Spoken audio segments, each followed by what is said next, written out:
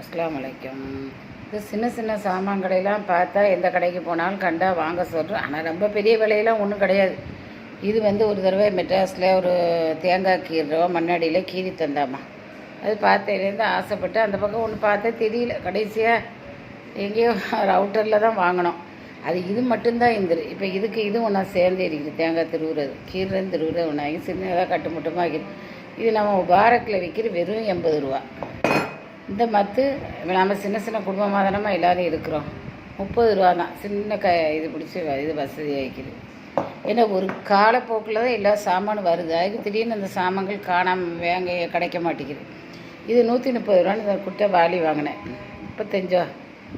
இது அந்த சாப்பாடு ட்ரே வைக்கிறேனே, அதில் சட்னி கிட்னிலாம் வைக்கும்போது அதில் எடுத்து ஊற்றுறதுக்கு வசதி இல்லைன்றோட இது இந்த வாளி அழகாக வைக்கிது பார்க்குறதுக்கு.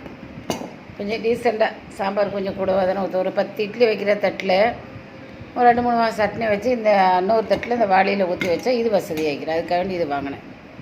சரி, எல்லாம் பாருங்கள், முபாரக்கில் விற்கிது, வாங்குங்க. இது கீரிக்கிறவங்க செய்யலாம், சுரண்டிக்கிறவங்களும் செய்யலாம். தேங்காய் இதெல்லாம் ட்ராவலுக்கு வீட்டுக்கே வசதி வைக்கிறேன். இப்போ இதை வச்சு தான் புழங்குறேன். எனக்கு ஒரு நூதனமாக சின்ன சின்ன சாமானை கண்டா நானும் வாங்குவேன், பிறருக்கும் சொல்லுவேன். அது என் பழக்கம். இந்த கிண்டி இல்லை, சின்ன பிள்ளையிலே அது எனக்கு பழக்கம்.